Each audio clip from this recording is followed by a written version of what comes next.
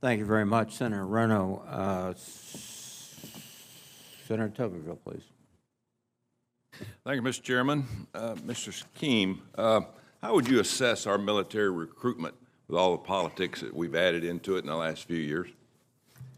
We're below where we need to be, Senator. Another question here on spending. 2023 Department of Defense, we spent $163 billion on procurement, $139 billion on research and development. Don't you think that's a little bit much on research and development as compared to building machines and ammunition to fight wars? Well, Senator, I think we need to do better on procurement, as your question suggests. The R&D is critical for the military we need for tomorrow, but we also need to emphasize the transition of our current force and getting the software it needs and the AI infusion that's going to be critical to making these platforms useful in some of the scenarios we're discussing here.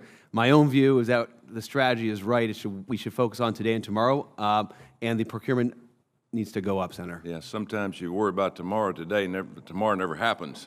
And it's dangerous, the world we live in now with all the hot spots. Also, you know, with the risk posed by our Army and Navy's efforts to divest, you know, and especially in the SSGN, we're going to do away with one a year, which carries 154 Tomahawk missiles, and we're going to transition over to a boat that carries 40 missiles. Are we gambling here on this research that we just talked about? Yeah, again, I don't have an issue with levels of research, but I agree with you, Senator, that we're not doing enough on the procurement side to keep pace with the retirements. And you're right that the capability, both in terms of total number of boats and in terms of the tubes, in terms of what the boat could deliver, is a huge problem for us in a Taiwan scenario. And it goes to procurement, as you point out, the multi-year piece, the fact that we can't build as many as we're retiring. Ultimately, I think this is capital required for industrial capacity improvement here, Senator. Dr. Hill, you got a comment on that? I would just urge us to, be really still emphasizing research as well as infrastructure that Senator Hirono also mentioned. As Dr. Lin said, our adversaries look out for the weakest links.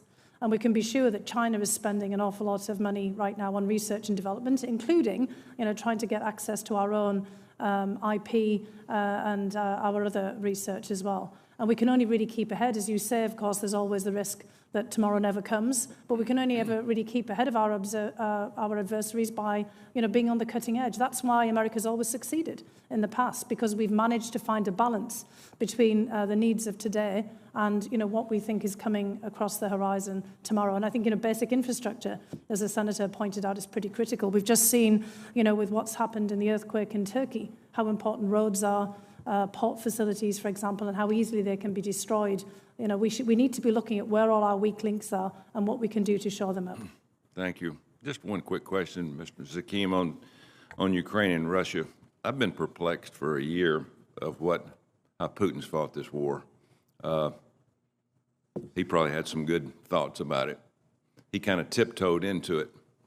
Do you think he's having second thoughts about not doing shock and awe like we did in Iraq?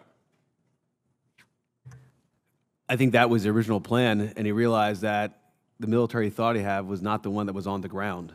And now I think the strategy has changed, as we're all reading, Senator, which is he's going to fight for as long as it takes and allow his people to be mowed down until they're able to advance inch by inch, foot by foot. And I think we, that is the side of freedom, Ukraine and its supporters, the West, the United States, need to take advantage of this opportunity by speedily getting the platforms and capabilities in there, not to allow this to become a war of attrition. This next wave of fighting that we're getting ready to have, don't you think it's going to be more of a precision fight, ISR? We're talking about tanks and stuff. Those things aren't going to last very long if we go that direction. Well, I think that's where the future of warfare is. We're going to see whether what you're describing is able to roll back Russian forces which are actually embedded and encamped and dug into territory, and I think that's why the Ukrainians need more of these conventional forces like tanks. I think they would also benefit from fighter aircraft as well to dislodging the Russian positions. Because of the 500,000 troops Russia's got on the border, is that what you're saying? And they're going to keep on pushing them in. Yeah. Thank you. Thank you, Mr. Chairman. Thank you, Senator Tuberville.